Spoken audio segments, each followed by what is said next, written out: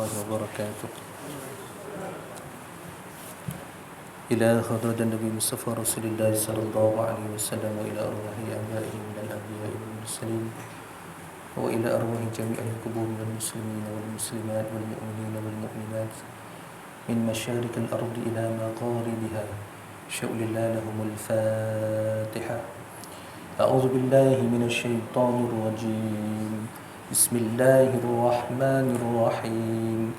الحمد لله رب العالمين الرحمن الرحيم مالك يوم الدين إياك نعبد وإياك نستعين اهدنا الصراط المستقيم صراط الذين أنعمت عليهم غير المغضوب عليهم ولا الضالين آمين. Alhamdulillah Rabbil Alamin. Wassalatu wassalamu ala ashrafil anbiya'i wal mursalin wa ala alihi wa ashabihi ajma'in. Qala rabbi shrah li sadri wa yassir li amri wahlul 'uqdatam min lisani yafqahu qawli. Subhanaka la ilma lana illa ma 'allamtana innaka antal alimul hakim. Rabbi yassir wa la tu'assir wa la hawla wa la quwwata illa billahil 'aliyyil 'azim. Allahumma la sahla illa ma ja'altahu sahla وأنت تجعل الحزن والصعب إذا شئت رضي سهلا. اللهم افتح علينا حكمتك وانشر علينا رحمتك وذكرنا ما نسينا يا ذا الجلال والإكرام. اللهم أخرجنا من ظلمات وهم وافتح علينا معرفة العلم وسهل لنا أبواب فضلك وأتمم لنا نورنا يا أرحم الراحمين. اللهم آمين اللهم آمين. Yang dihormati Tuan Imam, Ahli Jawatan Kuasa Masjid, para asatizah, bapa-bapa, ibu-ibu, abang-abang, kakak-kakak, adik-adik, hadirin hadirat rahmati Allah sekalian, marilah sama-sama kita rafakkan rasa syukur kita kepada Allah Subhanahu Wa Taala yang memberi kesempatan kepada kita untuk bersama-sama duduk dalam majlis ilmu pada malam ini. Marilah juga sama-sama kita lafazkan kalimah syukur. Alhamdulillah, Allah masih lagi beri kesempatan kepada kita, beri nikmat kepada kita untuk menghirup udaranya yang begitu segar, melihat pemandangannya yang begitu indah, hidup di atas muka bumi yang begitu luas sehingga ke hari ini. Allahumma amin, Allahumma amin. Alhamdulillah, hari ini kita berjumpa lagi tuan-tuan dan puan-puan, hadirin sekalian, untuk sama-sama kita menekuni kitab yang berada di tangan kita, kitab Fiqhul Manhaji. Tuan-tuan dan puan-puan, tak habis lagi cerita, masih lagi mukadimah. Tapi insya-Allah yang ni rasa-rasa macam dah hujung-hujung mukadimah. Sebelum kita masuk kepada isi kitab yang akan sama-sama kita baca ini. Tuan-tuan dan puan-puan, kita membaca kitab Fiqhul Manhaji karangan 3 orang tokoh yang telah pun kita kenali minggu lepas. Siapa dia? Yang pertama Syekh Mustafa Bugha, Syekh Mustafa Khin dan Ali Sarbaji. So, ada 3 orang. Okey, insya-Allah kita akan sambung pada malam ini untuk kita berkenalan pula dengan sahibul mazhab, kan, yang kita kenali malam ini adalah biografi Imam Syafi'i serta fiqhnya. Yang itu kita akan cuba sama-sama baca pada malam ini. Saya kongsi kepada tuan-tuan dan puan-puan. Bismillahirrahmanirrahim. Qala al-musannif rahimahullah wa nafa'ana bi ulumihi fi daraini amin. Imam Asy-Syafi'i adalah imam yang ketiga mengikut susunan tarikh kelahiran. Imam yang ketiga, imam yang ketiga. So bermula dengan Imam Al-Imam Malik, kemudian Imam Abu Hanifah, kemudian Imam Syafi'i, dan yang paling kecil sekali Imam Ahmad bin Hanbal. Beliau adalah penyokong kepada ilmu hadis dan pembaharu agama, yakni mujaddid bagi abad yang kedua hijrah. Kan, dalam hadis Nabi disebutkan setiap 100 tahun Allah akan bangkitkan seorang mujaddid. Dia bukan bawa benda baru, tidak, tetapi mengembalikan Islam dalam keadaan dia yang asal. Bukan bawa Islam yang baru, tidak, tak ada yang baru pun dibawa, tapi dikembalikan sebagaimana Islam itu diturunkan kepada Nabi Muhammad sallallahu alaihi wasallam. So, imam yang berada bersama kita pada malam ini iaitu Imam Syafi'i merupakan mujaddid bagi abad kedua hijrah.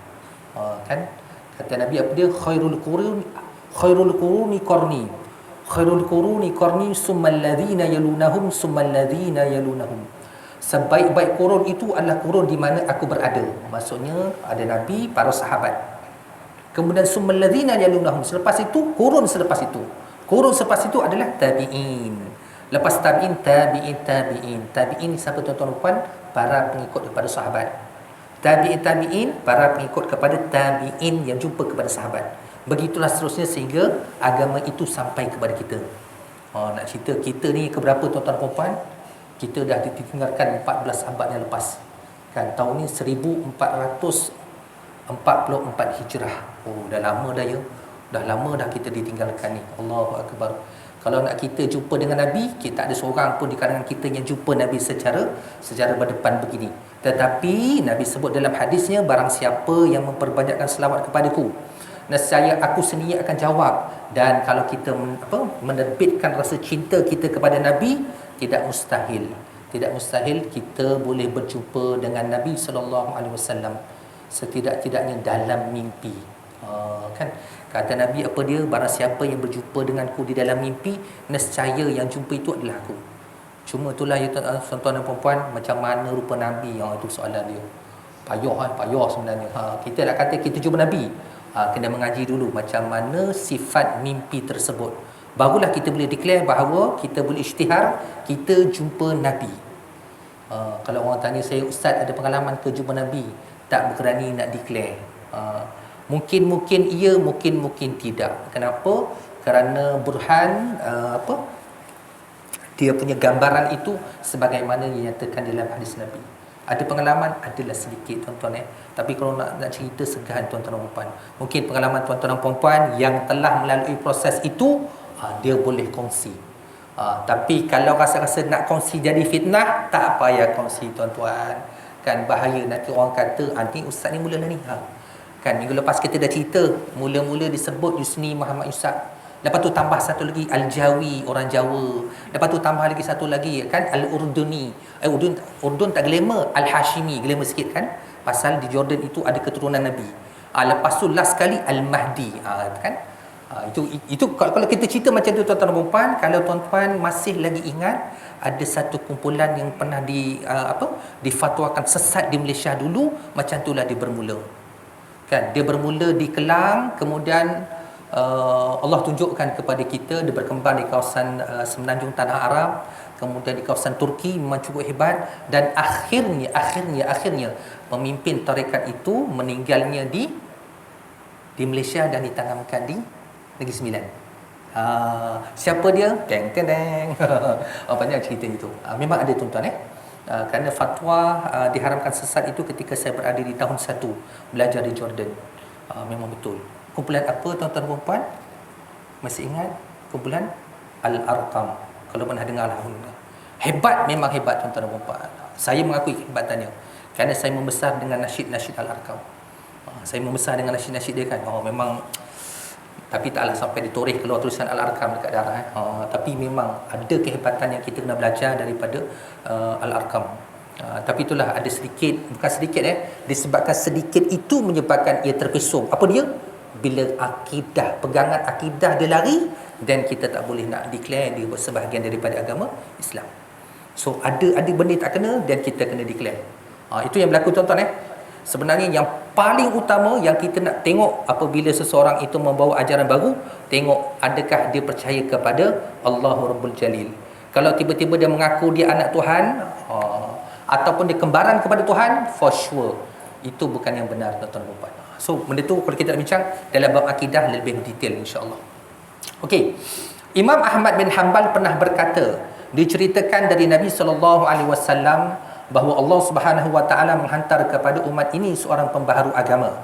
Umar bin Abdul Aziz dihantar untuk 100 tahun pertama, dan aku berharap Imam Syafi'i untuk 100 tahun yang kedua. Kenal tuan-tuan dan puan Umar bin Abdul Aziz? Kan seorang lagi tokoh yang hebat dalam sejarah Islam.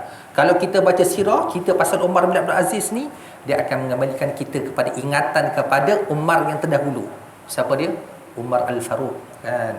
Hebat kita Umar Al-Faruq pula. Umar Al-Khattab saya dah sebut pula. Kan Uthman Al-Faruq. Umar Al-Khattab yang itu lagi digeruni kan. Kalau kita nak cerita tu, tapi kalau nak cerita yang tu, tak cerita yang ni habis tuan-tuan. Itu lain kali insya-Allah kita sambung.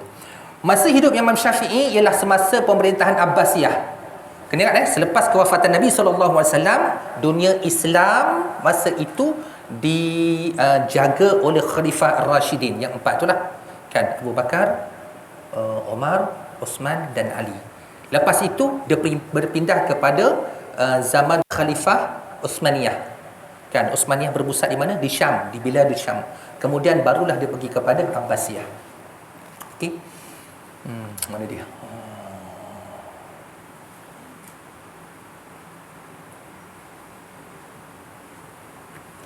Di waktu ini adalah suatu permulaan bagi perkembangan ilmu pengetahuan.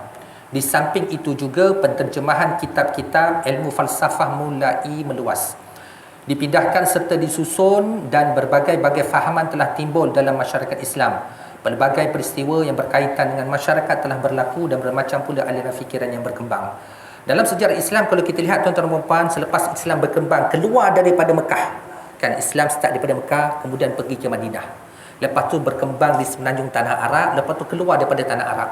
So bila dia berkembang semakin jauh daripada nature yang bercakap dalam bahasa Arab, cabaran semakin besar. Cabaran apa yang paling besar? Yang pertama, untuk memahami kandungan Al-Quran dan hadis Nabi. Itu yang paling besar sekali. Tidak termasuk lagi dengan ancaman daripada luar yang nak menakluki tanah Arab.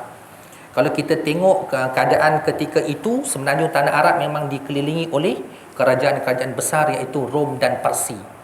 Kan, yang berada di mana ketika itu? Berada di bumi Iraq, berada di bumi Iran. Yang itu antara kerajaan yang besar ketika itu, ketika zaman Nabi. Dan kalau kita lihat ketika zaman Khalifah, memang start bermula daripada zaman Nabi, Nabi memang dah menghantar dah para sahabat keluar berdakwah, keluar daripada semenanjung tanah Arab. Tanpa usaha yang dijalankan itu, tuan-tuan dan puan, mungkin kita tak beragama Islam. Kan? Mungkin kita tidak beragama Islam. Kenapa? Kerana tanpa adanya segerombolan yang keluar ini untuk bawa Islam tak sampai ke tempat kita. Sebab itu tuan-tuan dan puan, pada hari ini kita perlu berterima kasih kepada al-awwalun as-sabiqun al-awwalun. Golongan yang terdahulu ini yang sampaikan Islam kepada kita. Kalau kita baca sejarah Malaysia, kita akan jumpa bahawa Islam sampai ke tanah Melayu melalui beberapa kaedah. Salah satunya melalui perdagangan. Itu kalau cerita tu, cerita sejarah lah pula, kan. Tapi itulah kisahnya. Kita nak jumpa. Percubaan untuk membuat kacau dan kejahatan di kalangan umat telah berlaku daripada golongan al-mutakallimin serta pengacau yang telah keluar dari agama. Perbezaan antara puak atau ahlul hadis dan ahlul naqli dengan puak ahlul ra'i mula diketahui ramai. Perbincangan dan perdebatan antara kedua-dua semakin meluas, tetapi Imam Syafi'i lebih rapat kepada puak yang pertama, iaitu ahlul hadis. Bila dia semakin berkembang, semakin ramai yang masuk dan cuba mendekati Islam, maka semakin ramai golongan-golongan yang nakkan pengaruh, kan, nakkan kedudukan. Sebab itu kita lihat ketika itu, kalau kebanyakan daripada ilmuwan daripada Greek, daripada Parsi, daripada Rom, mereka ini adalah golongan ahlul kalam yang banyak berpegang kepada falsafah dan mantik. So nak tak nak ketika itu orang-orang Islam, ulama-ulama Islam kena berdebat dengan mereka menggunakan ilmu kalam dan menggunakan ilmu mantik. Baru dia sealiran. Kan, bila kita berhujah itu menggunakan hujah yang tepat. So ketika itu kalau kita lihat pendekatan yang ada pada Imam Syafi'i, dia berpegang kepada pendekatan ahlul hadis. Maksudnya banyak merujuk kepada hadis-hadis Nabi SAW. Kalau ditanya kenapa, jawapannya cukup mudah tuan-tuan dan puan-puan, kerana pesanan Nabi SAW apa dia? Taraktu fikum amrayni lan tadillu abada in tamassaktum bihima kitaballah was sunnati. Kan, kata Nabi, aku tinggalkan dua benda, kau tidak akan sesat sampai bila-bila. Lan tadillu abada. Perkataan lan dalam bahasa Arab ni maksudnya penafian untuk selama-lamanya. Sampai bila? Sampai kiamat, tuan-tuan. Lan tadillu abada, kamu tak akan sesat, jaminan daripada Nabi, sampai bila? Sampai kiamat. Kalau kamu berpegang kepada dua sumber rujukan utama.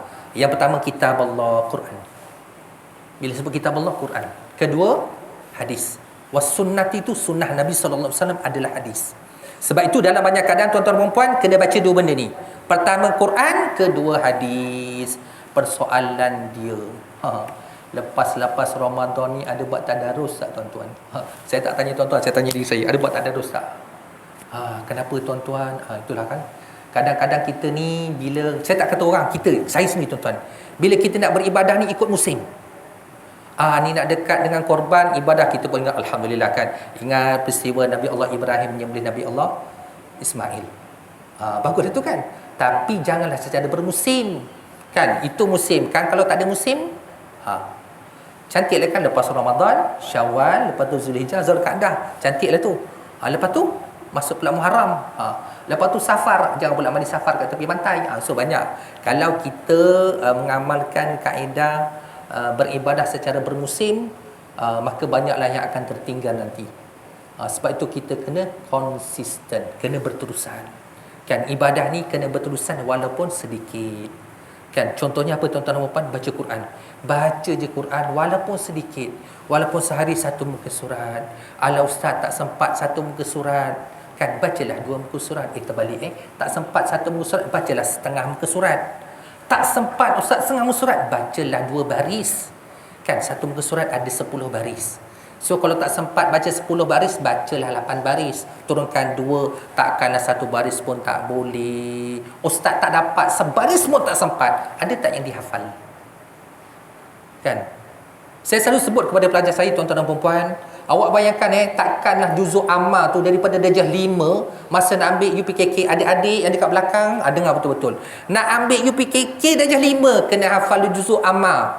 Dan itu juga soalan yang akan keluar bila nak akad nikah. Kan, Tok Kadi tanya, ini boleh tak kita uji ni bacaan surah Al-Fatihah? Ambil sekali surah lazim, cuba baca surah lazim. Kejap tu imam, kejap. Qul huwallahu ahad, itu yang keluar.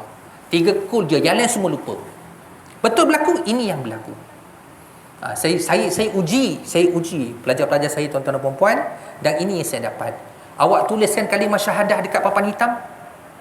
Syahadah tu apa ustaz? Syahadah tu apa? Macam mana ni kalimah syahadah?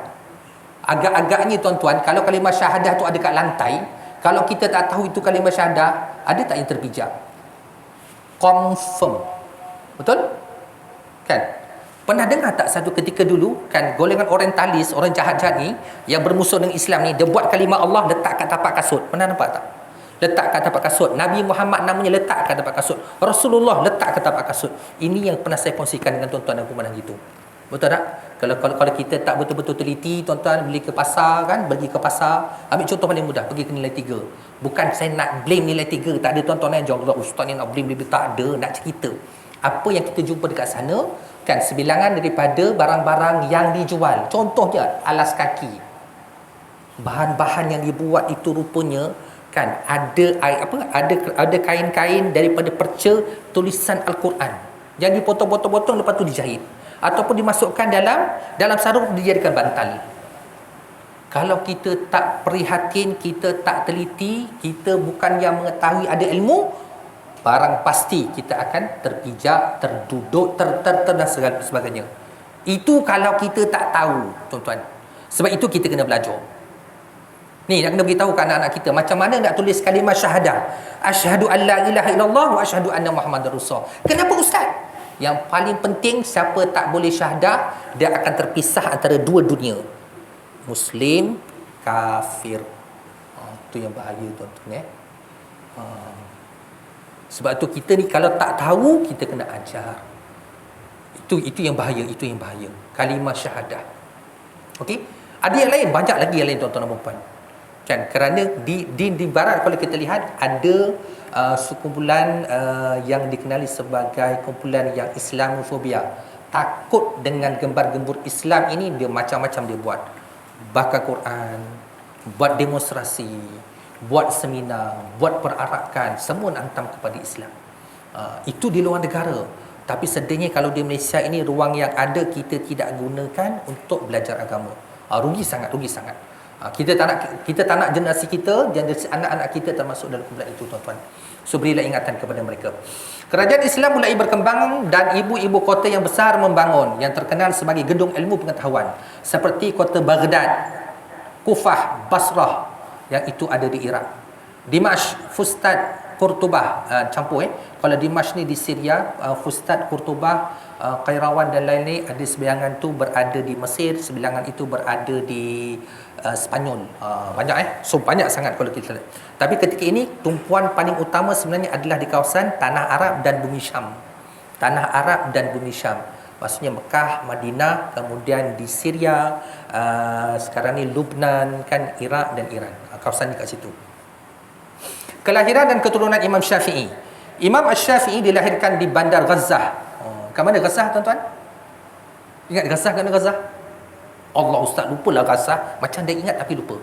Bandar Gazzah ni, tuan-tuan, kalau kita lupa atau kita dilupakan, maka hilanglah bumi Palestin daripada peta dunia. Kerana Gazzah adalah di bumi Palestin. Kan? Alah ustaz, Palestin tu kan Arab yang jaga, betul tuan-tuan. Tapi bumi Palestin itu adalah bumi merdeka, bumi yang diperolehi melalui peperangan. Sebenarnya bumi kharaj untuk semua orang Islam. Bukan milik orang Palestin, tak, milik semua orang Islam. Sebab itu kita wajib pertahankan bumi itu. Bumi di mana letaknya kiblat orang Islam yang pertama, betul ya? Kiblat orang Islam yang pertama. Jangan tanya saya, ustaz dah pernah pergi ke ustaz? Tak sempat nak pergi walaupun belajar dekat situ. Sedih saya, tuan-tuan. Kan, dekatnya tapi tak sempat nak pergi. Sampai ke border je, tuan-tuan.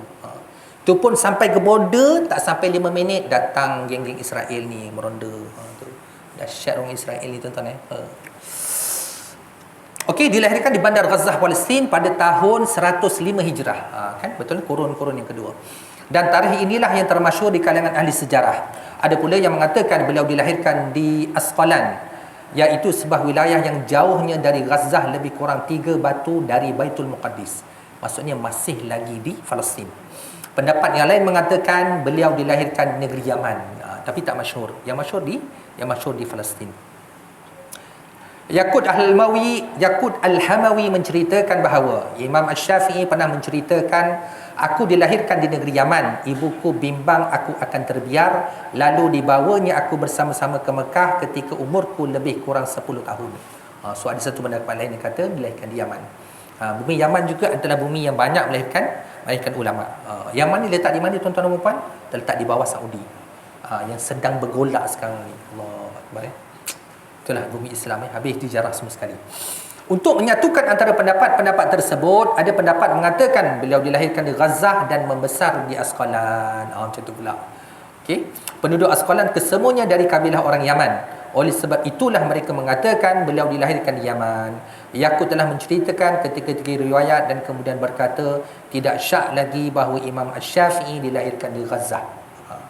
Kemudian beliau berpindah ke Asqalan, ke Yaman, dan tinggal di sana sehingga remaja. Sempat menuntut je, lepas tu dia pergi ke Mekah. Itu cerita banyak nanti kita akan jumpa. Imam An-Nawawi berkata pendapat yang masyhur ialah beliau dilahirkan di Gazzah. Imam Asy-Syafi'i dilahirkan pada malam Imam Abu Hanifah meninggal dunia. Allahu Akbar.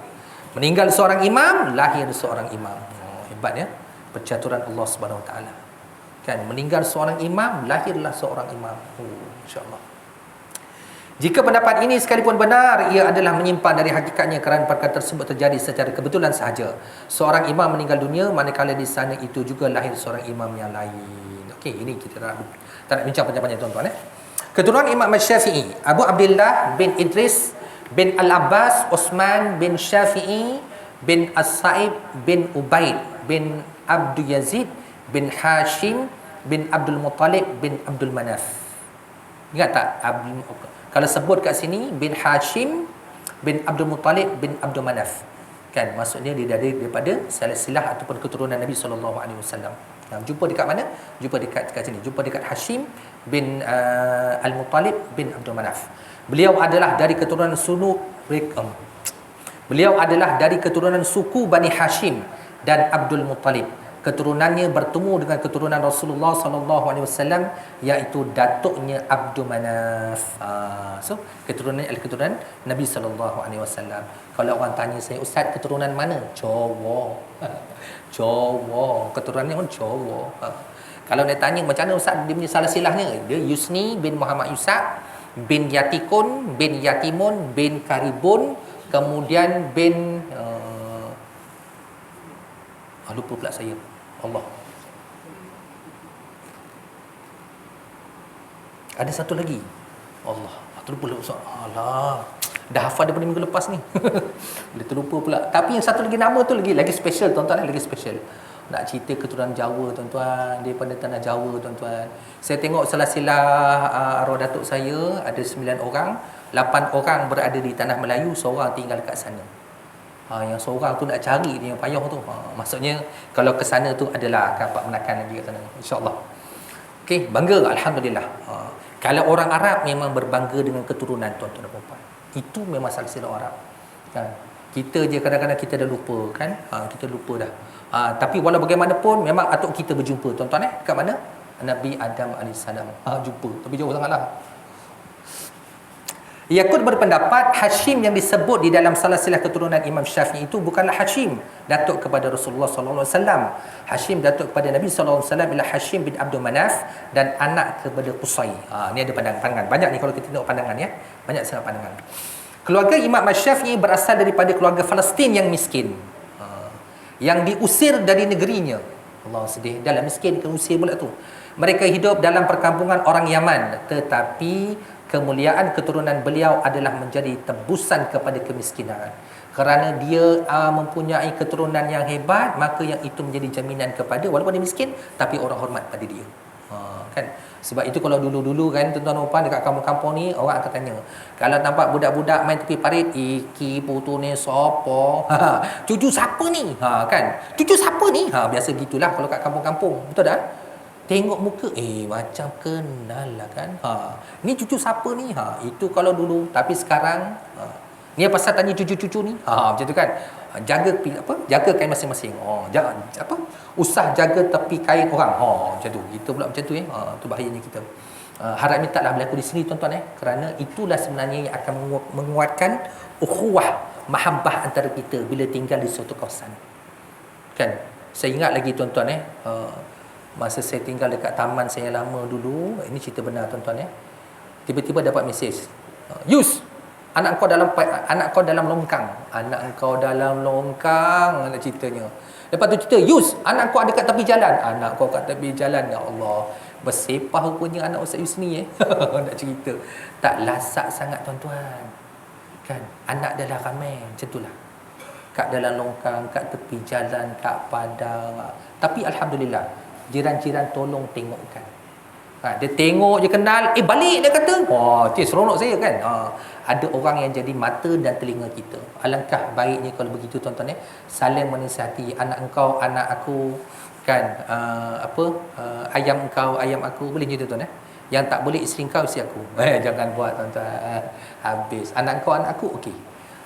Kan jambu engkau, jambu aku boleh terima, tapi kalau isteri engkau, isteri aku, lain macam. Tu lain macam. Jangan buat tuan-tuan. Bapa Imam Syafi'i meninggal dunia semasa beliau masih kecil. Ibu beliau membawanya ke Mekah ketika umurnya 2 tahun. Ada pendapat yang mengatakan umurnya pada waktu itu ialah 10 tahun. Imam Syafi'i menjadi yatim selepas bapanya meninggal dunia. Tengok orang-orang yang hebat ni kebanyakannya membesar dengan ibu. Mungkin secara kebetulan Nabi Muhammad SAW pun sama juga, lahir tak lama ayahnya meninggal, kemudian dibesarkan oleh Halimah Sa'diyah, kemudian ibunya pula meninggal. So cerita panjang kalau kita lihat. Imam Syafi'i pun sama, lahir tak lama ayahnya meninggal, kemudian dibesarkan oleh ibu dia. Allahu Akbar. Rupanya ibu-ibu ni rupanya mempunyai magic tuan-tuan boleh membesarkan anak dan menjadikan dia seorang yang hebat. Wah, dia bukan cerita dulu tuan-tuan sekarang pun sama juga.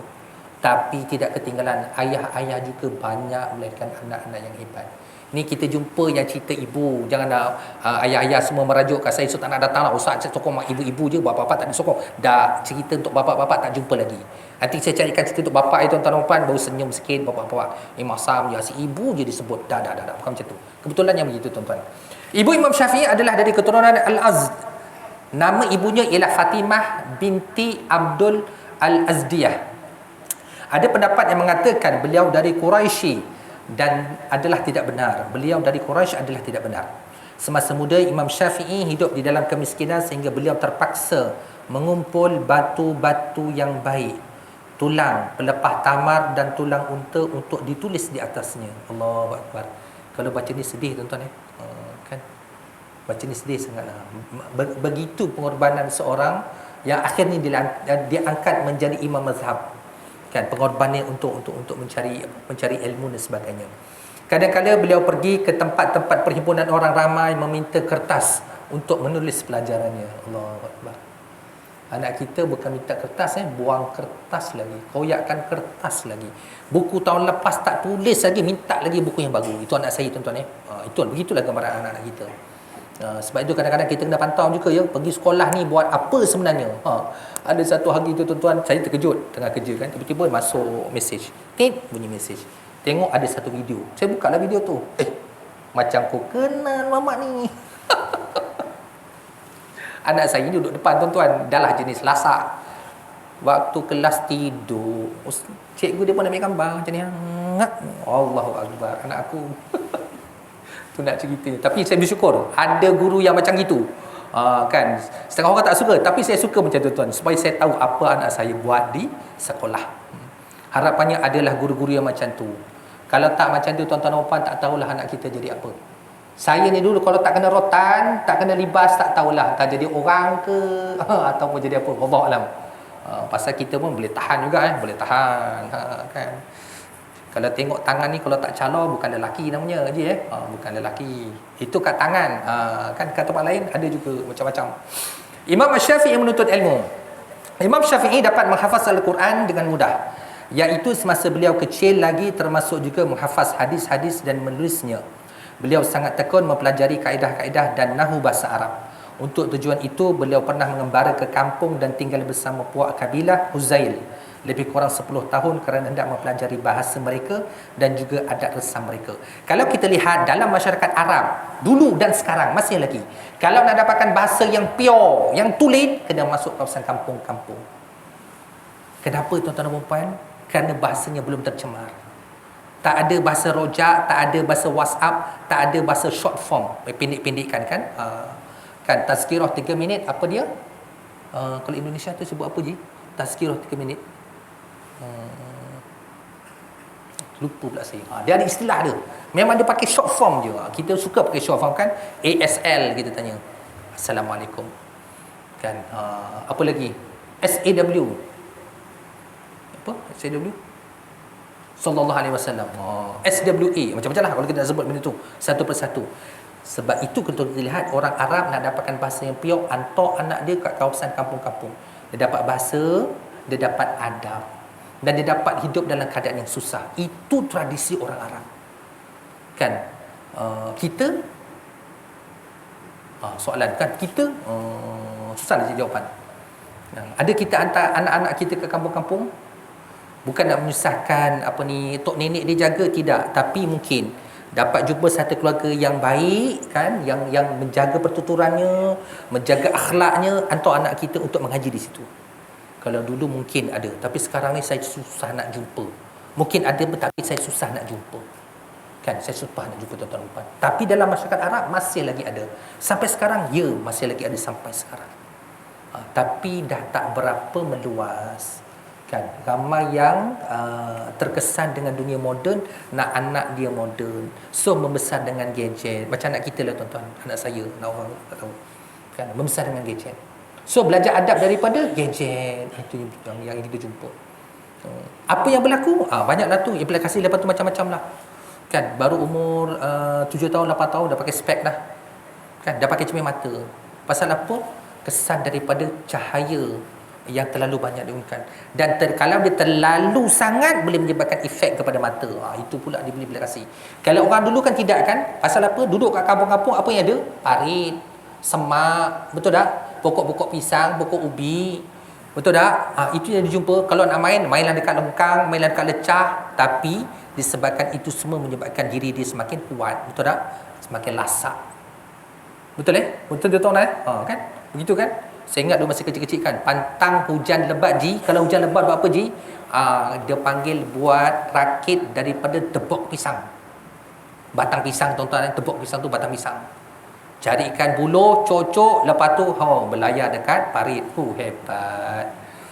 Terasa macam apa, Titanic kan, padahal dalam parit je. Itu dia. Lepas tu tunggu je. Kalau dah asar tu tak naik lagi, kejap lagi adalah yang sound daripada tepi. Kalau kena sound tu confirm lah.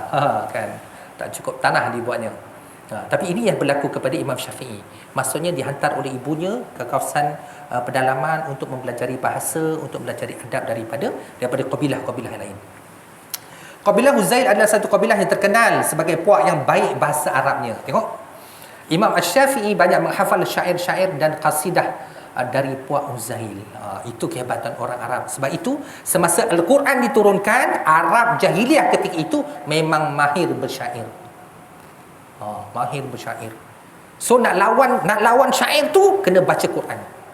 Tapi bila Quran datang kepada mereka baca Quran, mereka takjub. Kenapa? Kerana apa yang diceritakan di dalam Al-Quran lebih hebat daripada imajinasi mereka.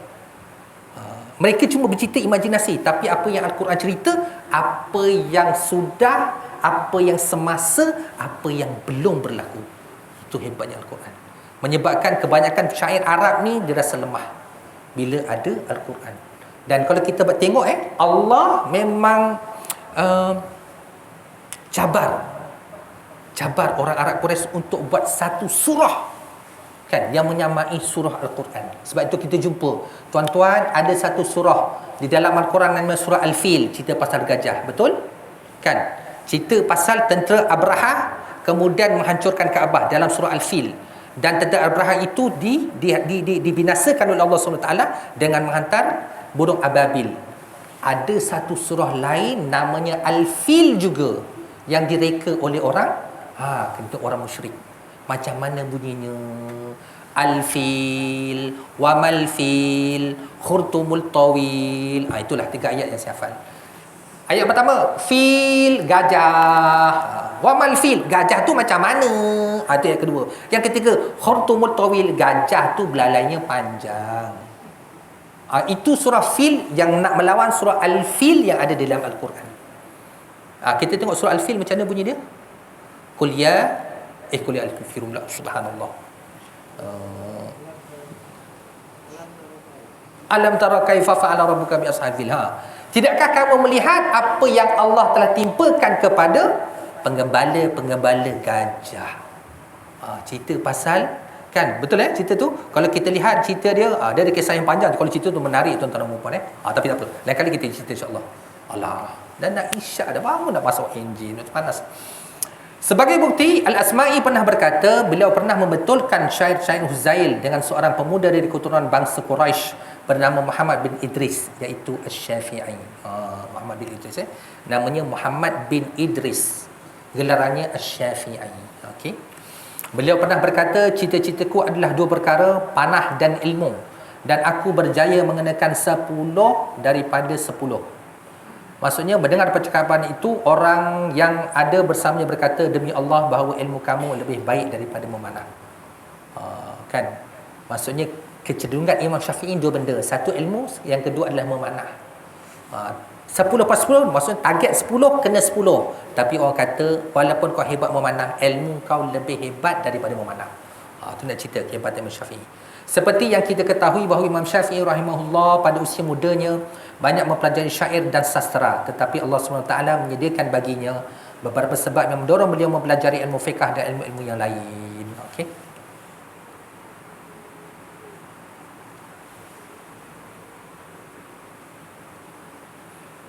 Ni kalau ada 3 jam ni cerita dia panjang tuan-tuan. Tapi menarik insya-Allah. Okey. Saya nak sambung dekat Imam Asy-Syafi'i bekerja. Okey, kita ada sikit lagi. Ni penting.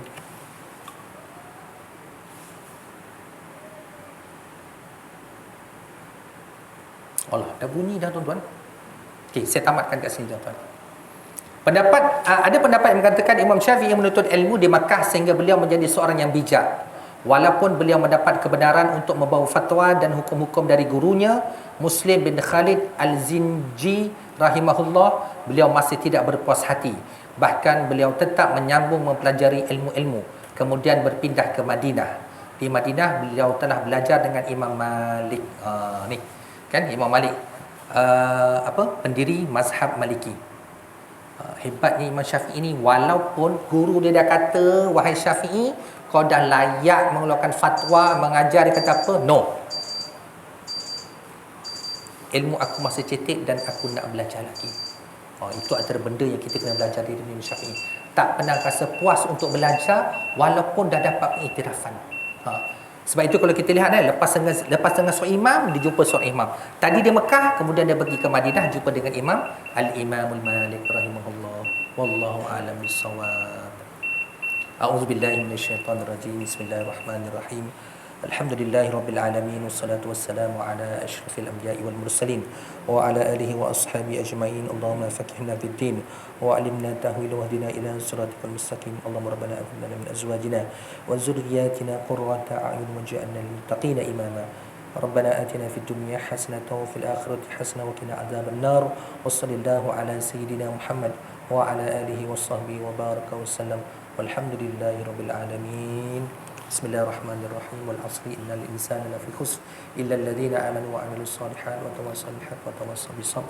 سبحانك اللهم وبحمدك أشهد أن لا إله إلا أنت أستغفرك وأتوب إليك. والسلام عليكم ورحمة الله وبركاته.